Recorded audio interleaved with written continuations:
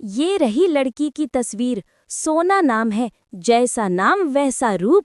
हाँ हाँ, दिखने में तो ठीक ठाक है। साथ ही कराटे भी जानती है, बहुत सारे मेडल और कप जीते हैं इसने। अब आप इनकार ही नहीं कर सकते हैं। अरे खेलकूद अपनी जगह है, खाना बनाना और घर के काम आते हैं कि नहीं? जी, वो थोड़ा बहुत कर लेती है। तेरे जवाब में स्पष्टता का अभाव है शादीराम। वही, मुझे तो मजा नहीं आया। देख ले मालती, अपने बेटे विशाल का रिश्ता तय करने से पहले सोच लेना, क्या इसके साथ निभा सकेगी तू? अरे इसमें सोचना क्या है, मुझे तो सिर्फ बहू चाहिए बस। किसी तरह मेरे नालायक की शादी हो जाए। फिर सोना और विशाल की शादी बड़े धूमधाम से हो जाती है। सोना के साथ उसकी पहलवानी भी उसके साथ ससुराल चली आती है। कुछ दिनों बाद, भाग्यवान, चलो गर्मा गर्म चाय तो पिला दो। हाँ हाँ, अभी लाती हूँ। मालती जैसे ही रसोई घर में कदम रखती है, अरे ये क्या, किचन में रखा दूध कहाँ चला गया? तभी सोना कसरत करते हुए कहती है, माँ जी, वो दूध तो मैं पी गई, दूध से ताकत मिलती है। क्या, तू सारा दूध पी गई? जी माँ जी, मुझे दूध पीना बहुत पसंद है। यो भगवान, ये कैसी पेठू बहू मुझे मिली है। अरे थोड़ा सा दूध तो हम गरीबों की चाय पानी के लिए बचा देती। अरे किसी के घर में ऐसा होता है क्या? कोई बात नहीं भाग्यवान, मैं अभी दुकान से दूध ले आता हूँ। तुम तो खामखा बहू पर बिगड़ रही हो। तभी वहां विशाल और सोना भी आ जाते हैं।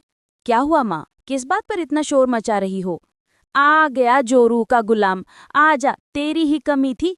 अरे मैं पूछती हूँ, तूने इस कलमुही को इतना सर पे क्यों चढ़ा रखा है? मोहल्ले में और भी तो बहुयां रहती हैं।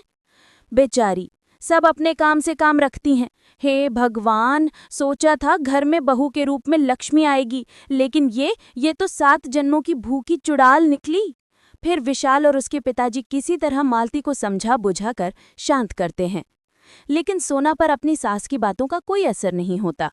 एक दिन तेज बारिश हो रही होती है, इसलिए सोना घर के हॉल में ही कराटे का अभ्यास कर रही होती है कि तभी अचानक अभ्यास करते करते हॉल में रखा टीवी नीचे गिर के टूट जाता है।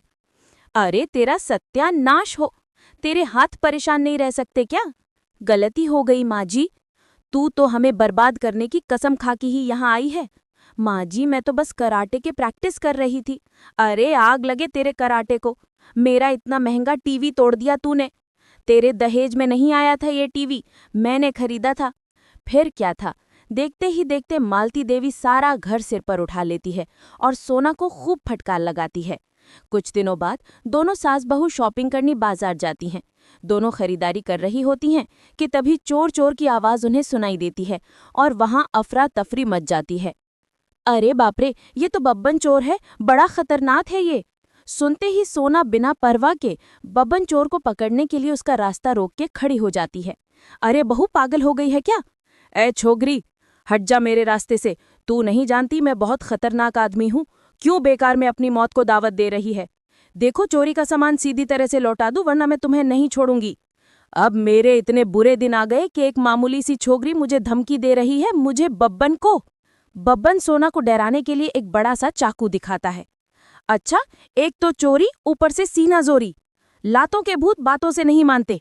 ठहर जा, तुझे अभी मजा चकाती हूँ।